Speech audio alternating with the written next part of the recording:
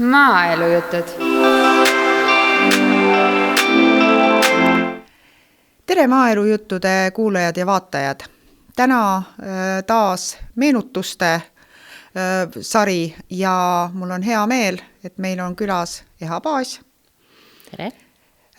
Väga mitmels valdkonnas tuntud, aga Eha hakkame sellega pihta.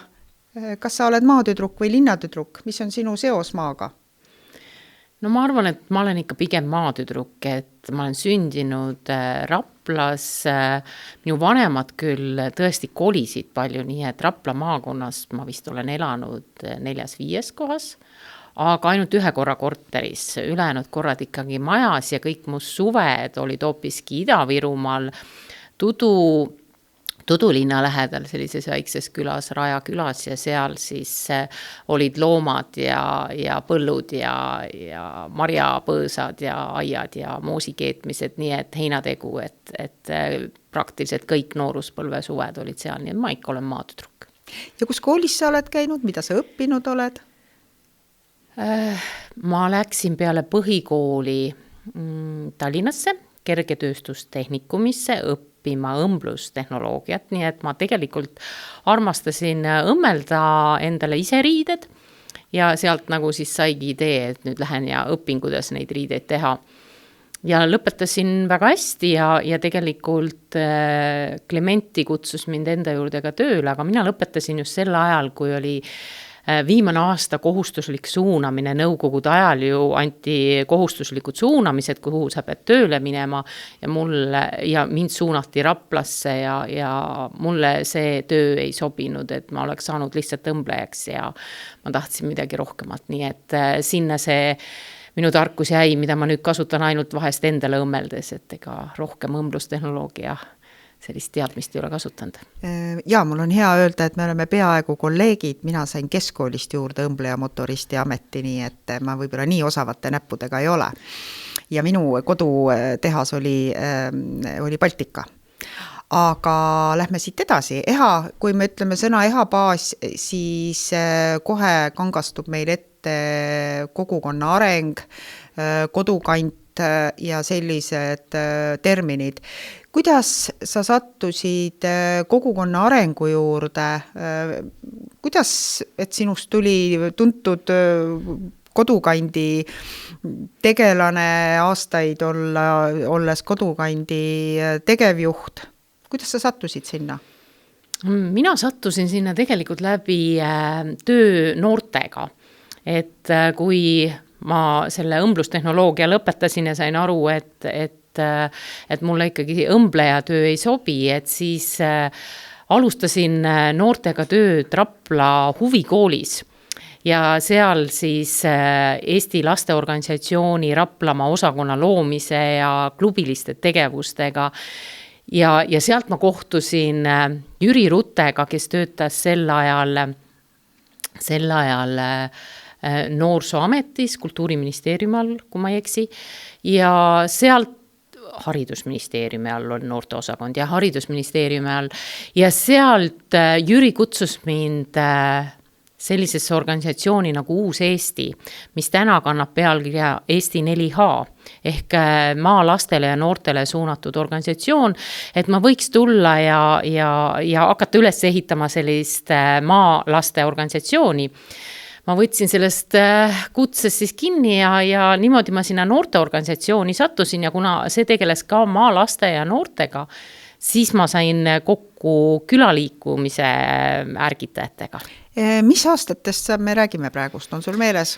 Jaa, me räägime 90-ndatest ikkagi 90-ndate alguses, et 4H-sse ma läksingi 91, kui ma ei eksi, 91 ja 92 ja siis ma hakkasin paralleelselt ka noorsootööd õppima, nii et ma lõpetasin noorsootöö eriala ja siis külaliikumisest ma kuulsin esimest korda kuskil 94, 95, kui Mikk Sarv kutsus mind aruteludele Põllumajandusministeeriumisse, et kuidas Eestis sellist külaliikumise organisatsiooni käivitada ja ma pean tunnistama, et ma käisin seal, aga ma ei saanud väga hästi aru, mis asja nad ajavad. Et et kuidagi võttis see aega, et külaliikumise organisatsioon ja maakondlikud ühendused oleks mõistlik luua ühesõnaga, et neil oli mõtted, aga jah, mina sellise noore praktikuna kohe ei tabanud seda mõtet, aga näed, hiljem jõudsin sinna organisatsiooni. Kui palju seal Kodukandis oli juba tehtud ja kas see nimi Kodukant oli siis juba olemas, mäletad sa seda? Ei, Kodukanti kui sellist nimeliselt sellel ajal veel ei olnud, sest Kodukandi puhul on tõesti läinud nii, et see organisatsioon on kasvanud üles tõesti väga alt. Ehk et kõigepealt olidki sellised küla eestvedajad, külahinged nagu Mikk Sarv, kes oli Raplamaal sel ajal, Lembit Tõnis Ida-Virumaalt, Kaja Kaur Viljandimaalt, et nad omavahel said kokku ja sealt neil tekkisid sidemed Rootsi külaliigutajatega ja kontaktid ja sealt siis jõuti ka meie põllumajandusministeeriumi ideedega, et seal oli abiks Ruve Schank näiteks, et kuidas Eestis võiks see külaliikumine käima lükata ja käidigi Rootsist õppimas ja Rootsist vaatamas ja kõigepealt hakati ette valmistama sellist Eesti esimest külade kokkutulekut maapäeva, mis toimus siis 96. aastal Narva-Jõesuus Ida-Virumaal. Lembit Tõnis oli seal üks eestvedajatest ja vaat sellel maapäeval, kus osalesidki siis tõesti üle Eesti külade inimesed, sellel maapäeval siis arutati, et tegelikult oleks vaja sellist oma esindusorganisatsiooni, kes riigi tasandil tõesti küla huvide nimel oleks väljas ja tehti otsus, et meil on vaja luua selline üle-eestiline katusorganisatsioon. Nii et ikkagi alt küla inimestelt tuli initsiatiiv. 95. aastal hakati looma neid maakondlikke külaühendusi, külade ühendusi ja 97. aastal siis, kui toimus teine maapäev Otepääl, seal siis toimus 7. oktoobril Eesti külade ja väikelinnade liikumise Kodukant asutamine, et siis tuli see sõna Kodukant ja see ametlik nimetus ja just see Eesti külade ja väikelinnade ehk et tegelikult kaasati ka väikelinna kogukondi, eestvedajaid kampa. Ma nüüd peast ei oska seda aastaarvu öelda, mis hetkel tunti, et tegelikult peaks keskenduma ainult küladele, et täna ju organisatsiooni nimetuses väikelinnu ei ole, on Eesti külaliikumine Kodukant. Mul on tunne, et see äkki oli juba nullindatel, kui see muudatus toimus, sest mul on mingilt ajast ka meeles, et see ametlik nimi oli pikem ja siis ühel hetkel oli ta lühem, mis on suupärasem ja vahe. Et võib-olla meid satub kuulama ka mõni noorem inimene, et meenutame võib-olla 2 sõna, et mis situatsioon tegelikult ju Eestis oli. Et mida meile see nõukaaeg ju kaasa tõi, et sa võid nüüd nii-öelda täiendada siin juures. Maaelus kui selline oli ju väga paljus juhitud nii kolhooside kui sovhooside varal. Kõik see varasem seltsielu oli ju jäänud sinna 50 aasta taha, mis kunagi oli olnud ja need kolhoosid, sovhoosid olid nüüd kadunud, olid talude alged, väga paljud inimesed olid kolinud ära, kes oli ettevõtlikum, läks Soome, proovis midagi teha ja räägi mulle juurde, kas ma räägin õiget juttu või mida sina mäletad? Ja ei, sa räägid täiesti õiget juttu, et kui ma nüüd õigesti mäletan, siis minu meelest praktiliselt päeva pealt 80% maaelanikest kaotas töö.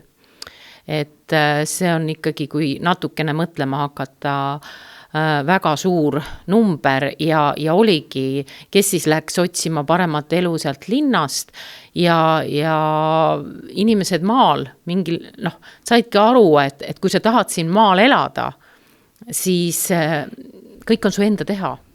ei ole kedagi, kes sulle appi tuleks, sel ajal ei olnud ka erinevaid fonde ja programme, mis seda küla tegemist oleks toetanud, nii et ma ise olen mõelnud, et kui ma täna olen ülikoolis õppinud kogukondade arendamist ja vaatan, mis siis kogu maailmas sellised kaasaegsemad trendid kogukondade arendamisel on, siis see idee on, et me kogukondade arendamisel põhineksime olemasoleval. Ehk kõige olulisemad ongi need inimesed, nende vahelised suhted, nende teadmised, oskused, kirg ja soov. Ja kui ma nüüd tagasi mõtlen siia 90ndate algusesse, meil ei olnudki ju muud. Külades ainuke viis oma külaelu elavdada, asju paremaks teha, oli avastada üksteist. Avastada seda, mida me teha tahame, kui palju me oleme valmis ise panustama, mida me üldse, mis meil on, mille peale seda oma külaarengut ehitada. Et selles mõttes minu meelest oli see ka väga äge aeg, et ta oli raske, aga ta oli ka väga äge, sest see sundis kohalikke inimesi omavahel suhtlema. Väga paljud külaseltsid said alguse üksteise juures külas käies, köögilaua taga istudes, ligi aasta kuskil ühes külas võttiski aega see külaseltsi loomine.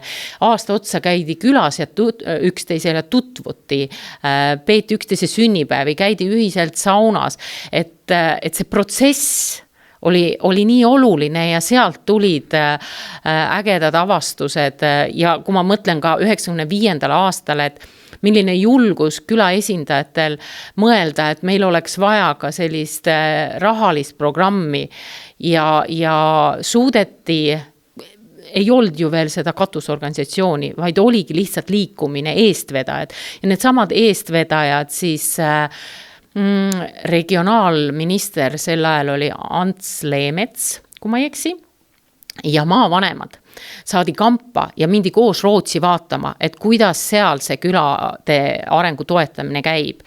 Ja tagasi tulles oli arusaam, et meil on vaja oma külaliikumise toetusprogrammi ja aastal siis 1996 esimest korda Eestis käivitus selline regionaalarengut toetav programm, Eesti külaliikumise toetusprogramm, mis täna siis kannab nimetust kohalik omalgatusprogramm kõigile tuntud ja teada, aga et tõesti selle algus on tulnud küla inimeste initsiatiivist ja soovist ja ma mäletan ka, et ametnikud ei uskunud, et külad on võimelised seda toetust ära kasutama, sest esimene aasta oli 1 miljon krooni see toetus kogu Eesti peale.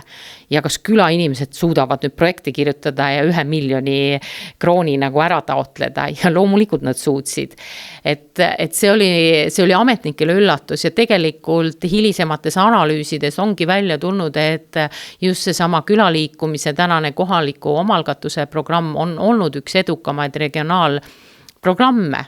Väikestest asjadest kasvavad suured asjad välja. Ja veel kui 90ndate algusesse minna, siis mina väärtustan sellest ajast hästi palju ka seda inimeste vahelisi suhtlemisi. Et seda oli tõesti nendes külades, kes otsustasid, et me võtame ise midagi ette. Seda oli palju. Ja mulle tundub, et täna me tegeleme ka sellega, et kuidas inimesi uuesti saada suhtlema oma vahel, et avastada, et tegelikult me saame väga palju ise teha, ei olegi alati vaja neid rahasi ja projekte. Jaa, tõsi ta on, sest kui me räägime 95-96, siis tuletame meelde, et eurotoetustest oli ainult helesinine unistus, et kas me sinna Euroliitu saame ja millal me saame, ja kui palju, kes seda raha siis Eesti riigil oli. Jah, et oligi, et sa pidid ise hakkama saama. Ja sa pidid väga palju ise hakkama saada ja võis ju seal Rootsis vaadata, aga taust oli ju seal hoopis teine. Ja. Nii et ikkagi kogu see lugu tuli endal üles ehitada nii-öelda töö olemasoleva materjaliga. Aga tuleme sinu juurde korraks tagasi, et millal siis sinust see tegevjuht sai ja mida sa siis seal nagu toimetama hakkasid, et juba palju asju sa siin nimetasid, mida oli vaja teha ja miks oli vaja teha? Ma töötasin...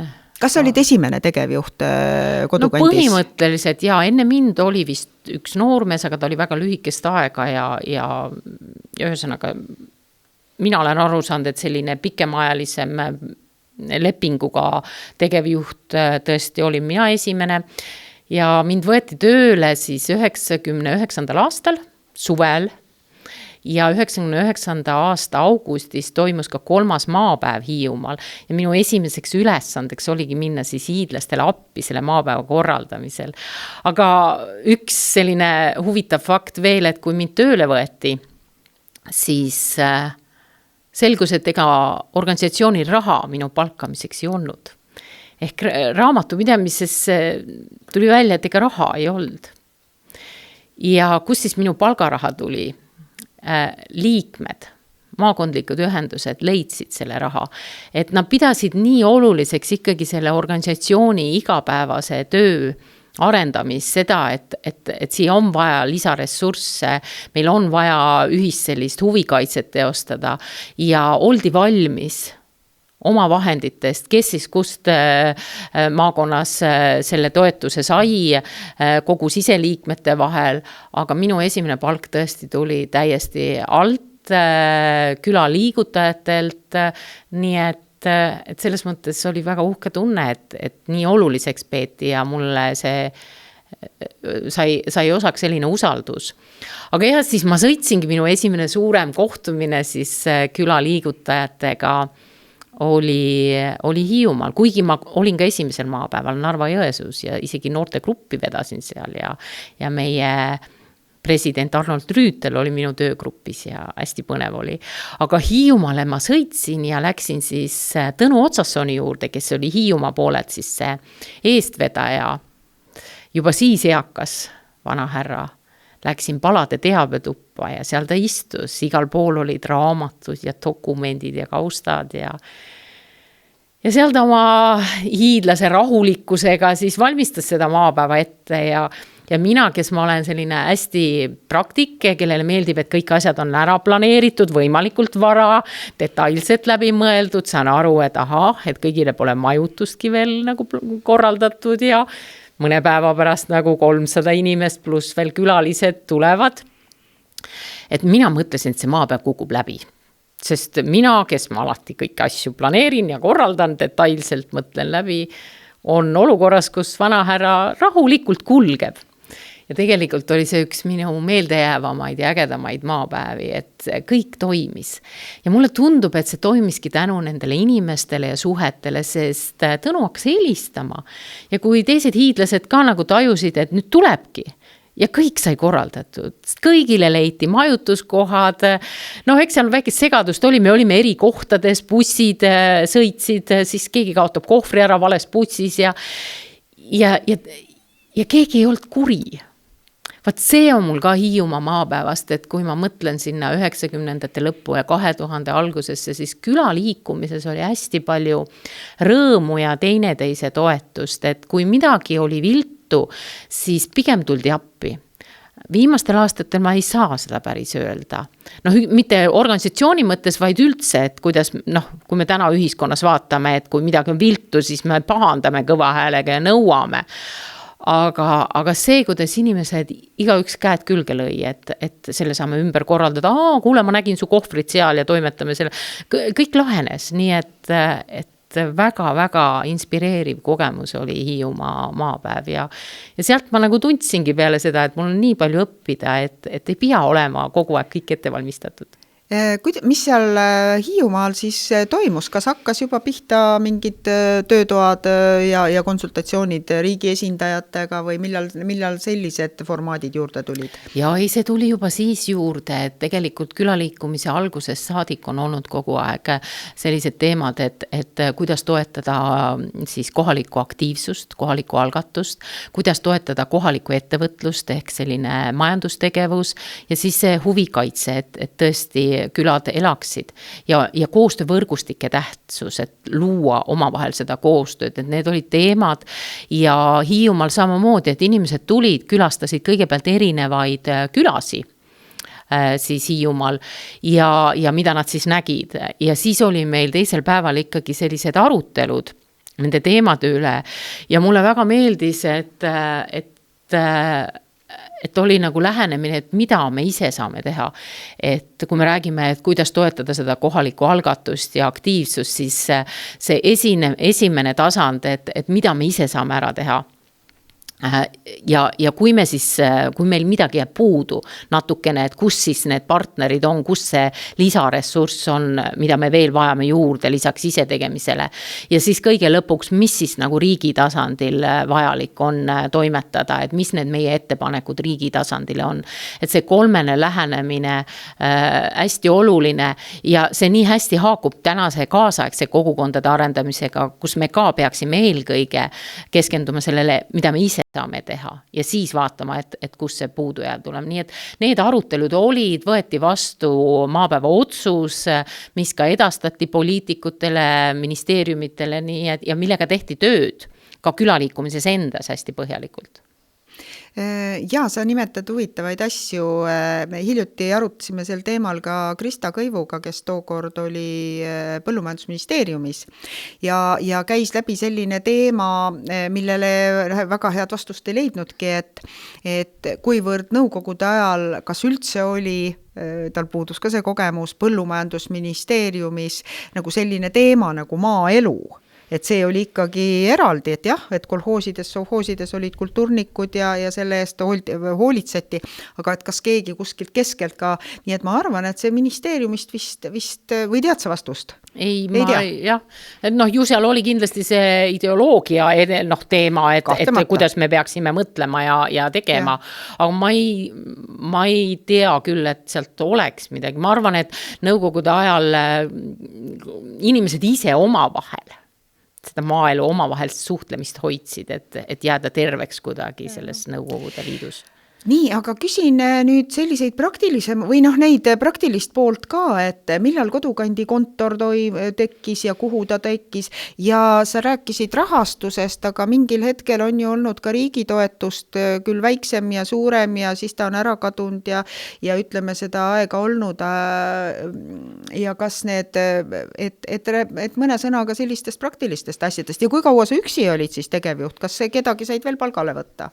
No alguses ma olin ikka mõni aeg üksi, et 2001 me saime sellise suurema summa, ma usun, et see oli Faare üks projektidest, kus me hakkasime Kodukandile sellist oma strateegiat koostama, ehk et milline see Eesti külaliikumise ja väikelinnade Kodukant selline strateegia võiks siis olla, et meil oli selline aasta 2 see projekt ja Ants Sild oli minule mentoriks, ma ise otsisin ta välja, ettevõtlustaustaga inimene ja ma õppisin talt tohutult palju, et tema esimesed sõnad mulle olidki, kui ma taga kohtusin, et mis sa arvad, kes selle strateegia siis tegema peab. Et üks asi, et loomulikult see sisend tuleb osalejatelt, küladelt, aga et strateegia on juhtide tööriist ja see on minu vastutada, et see tarkus mul tuli, et ma päris palju panustasin sinna ja meie juhatus sel ajal, meie esimene juhatuse esimees oli Mikk Sarv, hiljem oli Kaja Kahur ja Sirje Vinni on mitmes juhatuses siis olnud. Et nemad olid hästi suur tugi tegelikult sel ajal, kui ma üksinda palgal olin ja see kontor oli ka meil algul Raplas, hiljem Võrus, kus ma elasin või oli vastupidi Võrus ja siis Raplas, ma pean nüüd mõtlema. Meil on selline liikuv kontor olnud ja kui me siis 2003 saime sellise esimese tõesti suure projekti nimi oli siis E-Village ja seda aitas meil kokku panna siis Ameerika rahukorpuslane Brenda Paz-Zoldan, minu meelest üks kõige ägedamaid rahukorpuslasi, et kes ei tea, siis need olid vabatahtlikud, et see oli programm, mille kaudu siis vabatahtlikud tulid Eestisse appi. See mujal maailmas käiakse ka, aga et siis antud juhul Eestis. Ja Brenda oli siis minu jaoks esimene, ta ei olnud küll palgaline, ta oli ju vabatahtlik, aga ta oli nagu minu igapäevane abimees, et mina olin ühelt poolt talle mentor, aga tegelikult tema andis mulle hästi palju sellist julgustust ja Brenda üks mõte Kodukandil oligi, et julge suurelt mõelda. Ja nii me siis selle suure projekti kirjutasime, mille maksumus oli 3,4 miljonit krooni ja sellel ajal aastal 2003 oli see väga suur raha. Nii et ma mäletan, et kui juhatus ka sai selle otsuse, siis nad ei saanud algul aru, mis summast me räägime, et see jõud kohale, et me räägime nii suurest summast.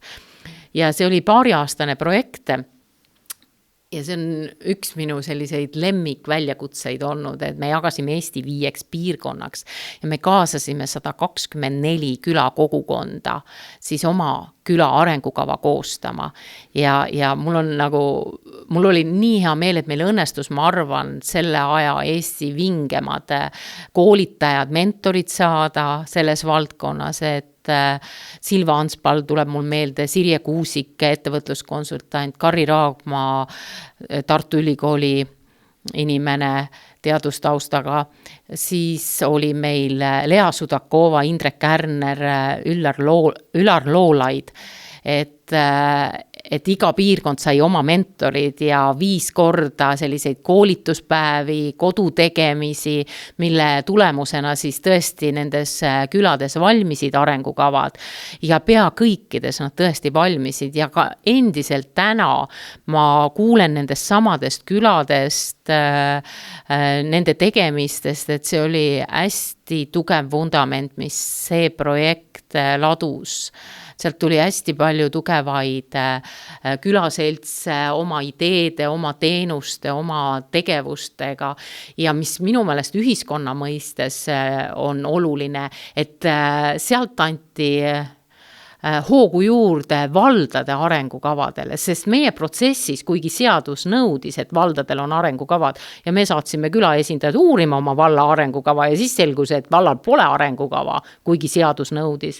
Et sellised, mitte kõigil, aga selliseid asju tuli välja ja hiljem ma kuulsin, et nii mõnigi meie küla arengukava koolitusel osaleja liikus edasi omavalitsusse tööle ja sealt siis aitas seda arengukava teha ja selle projekti raames kutsuti ellu ka igasse maakonda sellised külaliikumise koordinaatorid, kes said siis ka väikest, ka sellel ajal ma ikkagi arvan, et see oli selline pigem sümboolsem tasu, aga see kirg ja tahe ja motivatsioon Eesti külaelu edendada oli nii tugev, meil oli nii äge meeskond.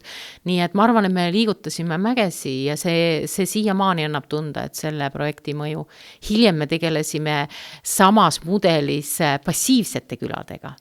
Ehk otsisime nii öelda need valged laigud, kus ei olnud kogukondlikku toimetamist.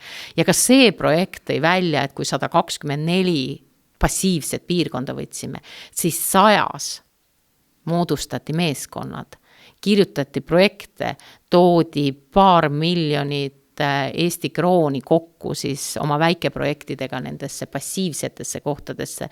Nii et saab küll ka neid valgeid laike nii öelda liigutada. Nii et need olid meie esimesed. Ja sealt tuli meile koolituskeskuse idee ja töötaja, et hakkas see meeskond ka lõpuks kasvama, et ma ei olnud enam üksi, nii et 2005 ja siis oli meil juba lisaks tegevjuhile veel koolituskeskuse juhataja, aga ega meeskond väga suur pole kunagi olnud. Kui sa rääkisid nendest piirkondlikest, siis Riina Trumm oli meil üks jutuaja ja tema räägib oma sellest perioodist väga huvitavalt, nii et leidke see jutt ja kuulake ka järgi, et natukene kuidas Järvamaal asjad arenesid ja nii edasi. Aga sa nimetasid jah siin neid arengukavasid, aga kas need arengukavade nagu selline, ütleme, kas siuke universaalne mudel, et kas see ka kuskilt tuli Rootsist või Soomest või sealt Ameerikast hoopis või et kas siin on ka mingisugused vahed või hakkas ta ikkagi olema nagu mingi Eesti oma arengukava mudel? Mina julgen küll öelda, et täitsa Eesti asi oli, sest kui ma nimetasin neid nimesi, siis nemad aitasid ju meil need materjalid kokku panna ja tegelikult juba kas 2002 või 2001 me isegi tegime esimese külavanema käsiraamatu, mille kirjutas Mikk Sarv kärajatest ja külakärajatest ja ma alles hiljuti sirvisin seda ja minu meelest see on siiamaani aktuaalne, et Miku mõtted külaelu edendamisest, hea uus külaelu eestvedaja, võta Mikk Sarve esimene käsiraamat ja sa saad nii palju häid mõtteid. Aga hiljem siis järgmised tulid juba küla arengukava koostamisest ja siin Indrek Kärner, Lea Sudakova, Ülar Loolaid olid siis esimesed kokkupanijad, hiljem Rivo Noorkõiv ja Kari Raagma panid täiendatud nii-öelda sellise arengukava käsiraamatu, mis tõi selle globaalse maailma ka sisse, sest ühiskond nii kiiresti muutus ja juba 2005-2006-2007 me tajusime, et me peame küla edendamisel arvestama ka kõiki neid muutusi, mis kogu Eestis toimub, aga mis ka globaalselt toimub. Nii et ja mina arvan küll, et need materjalid on Eesti inimeste tarkusest ikkagi kirjutatud ja Eestile sobivad. Selle kodukandi aja sisse mahub ka selline teema nagu liidri idee ja partnerluse ideede nii-öelda maaletooja. Ja kui mina 2004 alustasin oma tööd, ega ma enne seda ei olnud sellega kokku puutunud, siis mäletan just, et EHA-baas juba ja kodukant juba koolitasid ja kutsusid siia spetsialiste ja eksperte meid nõustama ka Rootsist või Soomest. Ja et odavamalt läbi saada, siis EHA-l oli käes korv, kus ta oli ise küpsetanud neid pirukaid, et et kohvipausi hind nagu odavam oleks. Ja nüüd ma küsingi sinu käest, et millal need partnerluse ideed ja et selline Euroopa Liidu programm on ja kui me sealt, eks ole, 20-ndate või tähendab 0-ndate poole liigume, siis ju see Euroopa Liidu võimalus Euroopa Liiduga liituda järjest läks tõenäolisemaks ja seal ta juba oli olemas. Et räägi sellest partnerlusega kokkupuutumisest, kuidas sina sellega kokku puutusid ja kuidas te siis neid koolitusi ja neid meile siin siis tänastele tugevatele liidergruppide eelkäijatele siis tutvustasite? Jah, kõige rohkem minule meenuvad ikkagi Soome näited ja Liisa Häme ja Marjo Lehtimägi oli sellel ajal, nüüd on tal Tolvanen perekonnanimeks, et Sepra ja Päienhäme ja selle piirkonna siis liidri eestvedajad käisid tõesti meil siin koolitamas. Natuke selle rahvusvahelise poole ja kus see teadmine tuli, et siin on väga olulist rolli mänginud just Sirje Vinni, kes kodukandi juurde väga hea inglise keele oskajana, tal olid ka kontaktid Rootsi, Saksamaaga ja sealt nagu see külaliikumine jõudis rahvusvahelistesse siis külaliigutamise võrgustikesse ja sealt tuli ka see liideri ja partnerluse teema, nii et nii me nagu teades, et Eesti tahab ju Euroopa Liiduga liituda ja kui me oleme liitunud, siis ka meile avanevad Euroopa programmid, sealhulgas seesama liiderprogramm, mis võimaldaks palju enamat just investeeringute mõttes külades teha. Nii et me tegelikult täiesti teadlikult hakkasime ette valmistama, nii et soomlased ütlesidki mulle, et nevad enne siis liidri käivitumist, enne neid Euroopa Liidu rahade avamist ei teinud sellist tööd. Nii et neil, kui see liideri programmid lõpuks avanesid, võttis tükk aega ennem, et seda raha kasutada ja moodustada neid liidergruppe, siis mulle tundub küll, et me külaliikumises tegime selle eeltöö ära juba, et üldse see loogika, et partnerlus, omavalitsused, ettevõtjad ja kogukonnad, külakogukonnad, et me koos piirkonna mõtleme läbi, et mida me siin tegelikult tahame ja arusaamine, et tegelikult tuleks vaadata neid kõige nõrgemaid või et kus on seda toetust kõige rohkem vaja ja mis teemad seal on kõige valusamad, et nendele fokusseerida, mitte ainult, et kes on kõige tugevam ja eesrindlikum.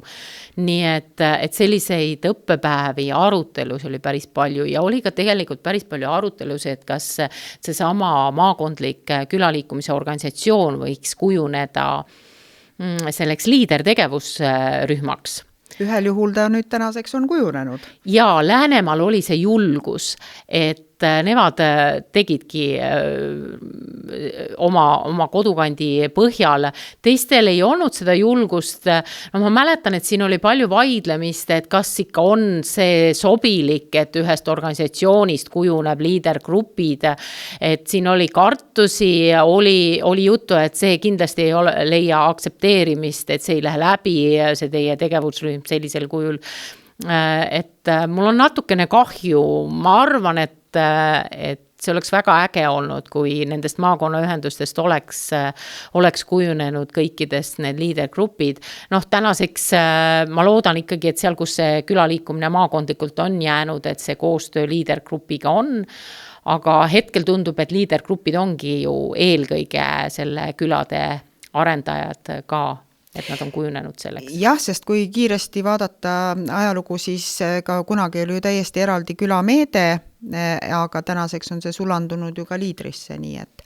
Aga selline märksõna või selline, mida peetakse liidri eelkäijaks nagu Kagu-Eesti partnerlusprogramm ja mis oli siis Briti rahadega ja täna just vaatasin ja sattus mulle ka isegi need summad, et nimetan täna ruttusin ära, et terve Baltikumi peal oli 700 000 naela ja Eestis jagati 33 000 naela. Aga see selleks, olid sa sellega seotud ja mis nagu impulsse sealt sai, sest see oli üks reaalne nii-öelda partnerluse läbimäng Võru-Põlva Valgamaal. Jaa, tean. Mina töötasin Võru taluliidus sellel hetkel, kui hakati otsima, et kes siis võiks olla Eestis selle partnerluse läbi viia. Ja mina puutusin sellega siis kokku, et üks Inglismaa ettevõtte organisatsioon, nemad võtsid minuga ühendust ja küsisid, kas mina Eesti poolt oleks valmis seda eest vedama ja praktiliselt üle öö pidin Londonisse sõitma, kus nad mind võtsid vastu ja arutasime seda projekti läbi ja me harjutasime isegi neid kõnesi, sest seal oli need kandideerijad pidid esitlema komisjonile oma nägemuse ja see, mina sain siis kogemuse, kuidas sellist esitlust ja kõne läbi harjutada. Nii et oli väga-väga põnev protsess, minu meeskond ei võitnud, võitis siis, kus Iivika Nõgel oli ju eestvedaja, mul on hea meel, et Iivika Nõgel oli seal ja väga hästi tegid, aga jah, et mina sain ka selle teadmise, et mis see programm on ja siis kõrvalt oli nagu hea jälgida, et otseselt ma selles partnerlusprogrammis ei osalenud, noh, selles mõttes, aga selle meeskonna inimesi ma ju tundsin ja nägin, mis nad tegid ja väga ägedasti tegid.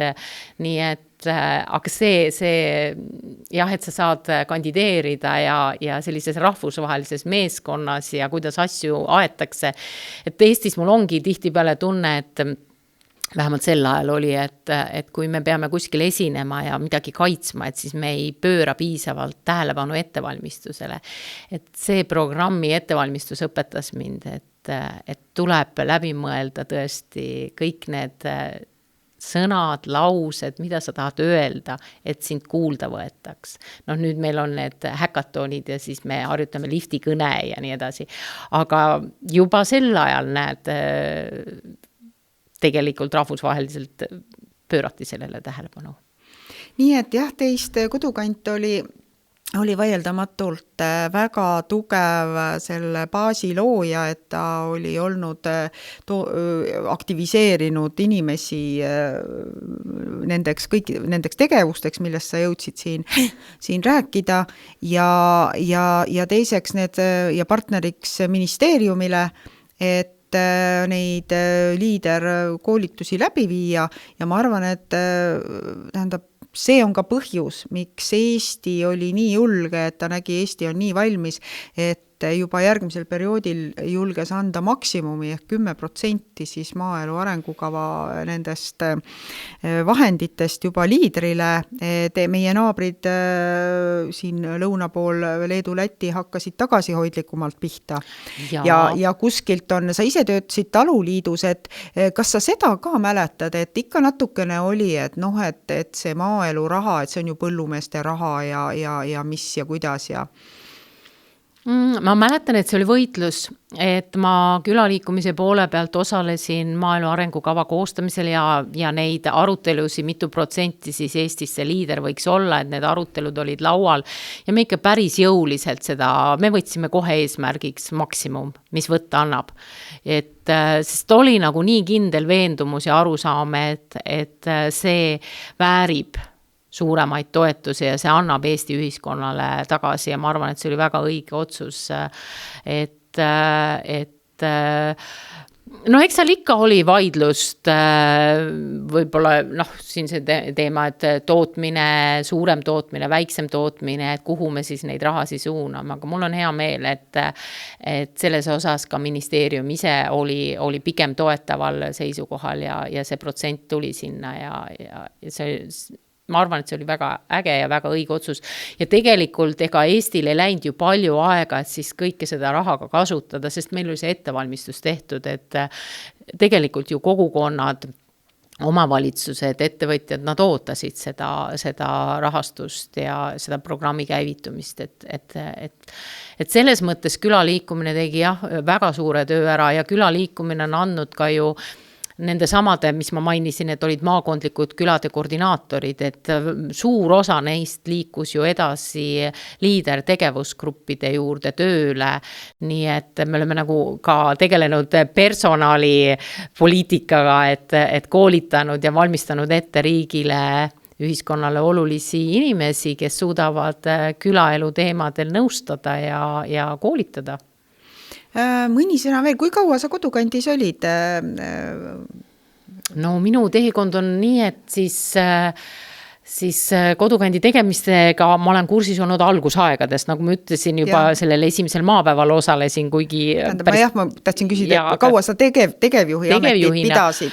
Et ma 99 siis alustasin ja tegevjuhina ma olin 2010. aastani, kui ma ei eksi. Et ma olin päris pikalt ja tuli lihtsalt väsimus. See oli väga-väga intensiivne aeg, et ma tõesti töötasin 24/7, aga ma nagu ei kahetse, ma ei põlend läbi. Mul oli niivõrd äge meeskond, aga mingil hetkel tuli väsimus ja väsimus tuli pigem väljapoolt ehk suhtlemine poliitikutega, pidev tõestamine, et külaliikumine väärib avalikku rahalist toetust, et see oli võib-olla kõige kurnavam, et me isegi olime mingi aja riigieelarvelisel real ja ma arvan, et see oli õige otsus ja ma olen endiselt veendunud, et sellist kohalikku algatust on vaja ka riigi tasandil toetada. Aga ja siis ma võtsin pausi, ma töötasin pikaajaliste töötutega hoopiski Pärnumaal ja nautisin koolitaja, nõustaja sellist tööd. Ja 2013 kutsuti mind kodukandi meeskonda tagasi, aga siis mitte tegevjuhina, vaid hoopiski vabatahtliku tegevuse valdkonna eestvedajana, et külaliikumine kandideeris Siseministeeriumi konkursil, kus otsiti siis sellist üleriigilist vabatahtliku tegevuse edendajat ja mina siis aitasin selle taotluse kokku panna ja olin kuni aastani, mis aasta meil nüüd on, 2025 ja 2021 väga pikalt seda vabatahtlikku teemat siis kodukandi juures vedasin. Nii et ja 2023 oktoobris vabatahtlike seltsiliste projekti lõppemisega siis on lõppenud ka minu tegevus kodukandi juures praegu.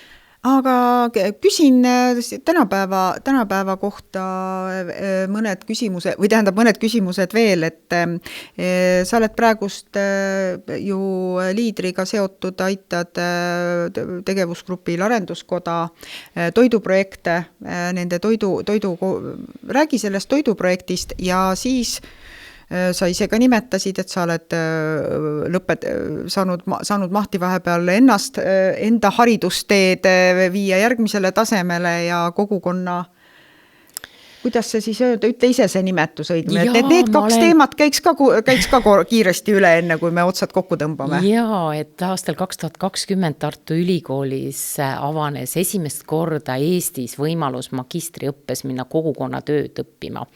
Ja ma siis mõtlesin, et nüüd on minu aeg, ma lähen nüüd magistriõppesse ja kogukondade arendamine ja sotsiaalne heaolu on selle õppekava nimi ja sain sisse. ja olen siis esimese lennu lõpetaja ja ma olen nii õnnelik, et ma läksin õppima. Sest tõesti see, mis toimub rahvusvaheliselt, millist teadust tehakse kogukonna teemal. Eestis ju kogukondade teemad praktiliselt ei ole uuritud, et 2014 Linnalabor ja Kodukant tegid ühe väikese uuringu, aga ikkagi väga-väga napilt on meil seda kogukondade teemat uuritud ja nüüd tänu sellele õppekavale, tänu tudengitele, nüüd on doktoratuuri mindud juba, et hakkab tulema vähehaaval.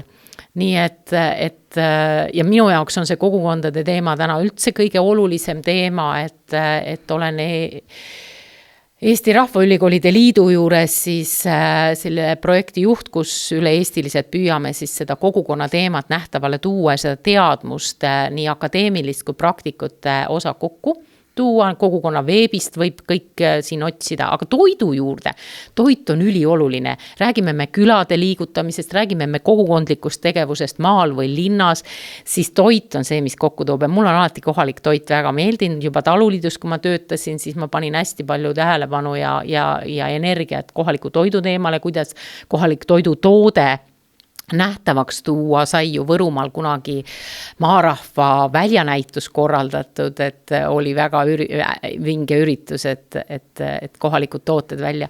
Aga arenduskoja juures 2011 nad kutsusid mind enda juurde appi, et kohalike toiduettevõtjate sellist võrgustumist toetama ja nii ma siis olengi sinna jäänud ja aidanud neil neid kohaliku toiduprojekte ellu viia. No minu jaoks on alati hästi oluline, et kuidas me saame tootjad ja kokad ja turundajad ja tarbijad kuidagi ühte võrgustikku tuua, et Eesti kohalikust toidust ilma tootjateta rääkida on minu meelest patt, et meil ei ole toitu, kui meil ei ole tootjaid ja see on minu südameasi olnud ja püüdnud siis seal arenduskoja piirkonnas neid tootjaid ikkagi üles otsida, neid kokku tuua ja et selles ühises koostöös teineteist toetada. Nii et meil ongi nüüd just algamas uus projekt ja täna oli snäkkide tootearenduse töötuba Rakvere Ametikoolis, väga põnevaid mõtteid on ja toit ka teaduslikult toob inimesi kokku, nii et kui keegi küsib, et kuidas ma need passiivsemad kaasa saan, kuidas inimesed tuleksid aruteludele, siis toit ühendab ja just selline mõnus vabas õhkkonnas toit, kohalik toit ühendab, millel on oma lugu ja oma juured, nii et ja Põhja-Eesti toiduvõrgustikuga ma praegu jätkan, nii et meil on 93 Põhja-Eesti toidumärgist välja antud, nii et päris suur on see võrgustik, kuskil 10 on erinevatel põhjustel lõpetanud, majanduslikel või perekondlikel põhjustel lõpetanud, aga jah, et päris laiaks on see võrgustik kasvanud ja ega ta väga kerge ei ole nende ettevõtjate, tootjate kokkusaamine, kuna eriti kui me räägime väikestest, sest seal on ju, sa ise oled vastutab kõige eest, toodad ja turundad ja koristad ja tegeled bürokraatia ja kõige sellega, aga hästi põnev, nii et toit on midagi, et kui sa ei tea, millest alustada, siis alusta toidust. Meenutan veel kiiresti seda, et kui omal ajal arutati seda liidermeedet, siis ühe meetmena ju jäi sisse ka suhteliselt lihtne nii mõnegi teise riigiga võrreldes teha oma projekte, et liiderde tegevusgrupp saab ise algatada. Ja just päris, et kui näiteks, et muidu on nii, et avad taotlusvooru ja tulge ja taodelge, kui see meie strateegiale vastab, siis saate toetust, aga kui ei ole kedagi tegemas. Ja kui palju on saanud ju võrgu just siit välja kasvanud ja saanud just nagu seda tõuget liidergruppidest, et on ka mõned väga iseseisvunud, aga kus on olnud liidertoetused, aga Umamekk alates, eks ole, Sibulateed ja kõik täna me teame neid hoopis eraldi seisvatena ja tore on, eks ole. Nii et võib-olla siis võtakski selle meie tänase kohtumise kokku, sinuga on alati huvitav rääkida ja võiks rääkida veel palju. Aga mida sa praegust, nüüd sa oled suhteliselt värskelt ka lõpetanud, nagu tänasele maaelule sooviksid, et see COVID-järgne periood ja ja võib-olla see, ütleme see, et meil on taskus ja me käime ringi peadpidi taskus ja ma soovin suhtlemist, et kui kogukonna teemal natukene mõtiskleda ja püüda seda tähendust sellele sõnale anda, siis üks ülioluline tunnus kogukondadest rääkides on, et inimesed suhtlevad omavahel mitte formaalselt ja selle eesmärgiga, et teineteist toetada, olla teineteise jaoks olemas. Ja kui see suhtlus on, siis on ka usaldus. Ja kui me vaatame tänast ühiskonda, nagu sa juba ütlesid, et inimestel on see taskus see telefon ja me olemegi seal ja me oleme pigem omaette ja isolatsioonis või siis me vaidleme ja noh, ma ei taha nüüd sõna kaklema öelda, aga ühesõnaga hästi palju pingeid on, siis me peame õppima uuesti suhtlema. Et seda suhtlemise oskust on natuke napilt ja just seda mitteformaalset, mõnusat suhtlemist ja seda ei väärtustada, et kui ma nüüd olen kogukondadega töötanud ja ongi tulnud välja, et mis asja te nüüd teete, et köögilaua taha peame hakkama siin rääkima, et meil nüüd kiire projekt vaja kirjutada ja see on vaja ajada ja siis on vaja võitlema minna sinna ja ma ei tea, mida kõike teha.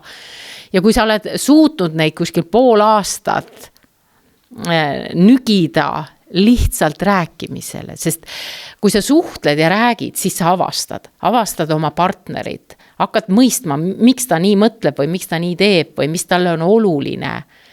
Ja sealt kasvavad need tugevad suhted ja tahe midagi teha. Ja seda ma nagu soovikski, et katsume omavahel suhelda, pidada dialoogi, mitte vaielda. Need debatid, noh ma ei tea, hea küll valimiste ajal võib ju neid debatte pidada, aga tegelikult ka debattide asemel dialoog, arutelu, teineteise kuulamine ja püüda nagu mõista, et millest me räägime ja miks teine nii arvab. Ja sealt siis seda edasist teed otsida, et seda ma nagu soovin. Nii et mina tegelen praegu ja julgustan kõiki inimesi omavahel teed jooma, kohvi oma, võib-olla mingisugust head rabarberi mahla, kohalikku toitu nautima ja rääkima. Ja uskuge mind, sealt hakkavad kasvama uued asjad ja tulemused. Suur aitäh, et sa meiega jagasid oma lugu, oma mõtteid ja järgmised maaelu jutud juba järgmiste inimestega, nii et püsige meie lainel. Aitäh teile! Aitäh!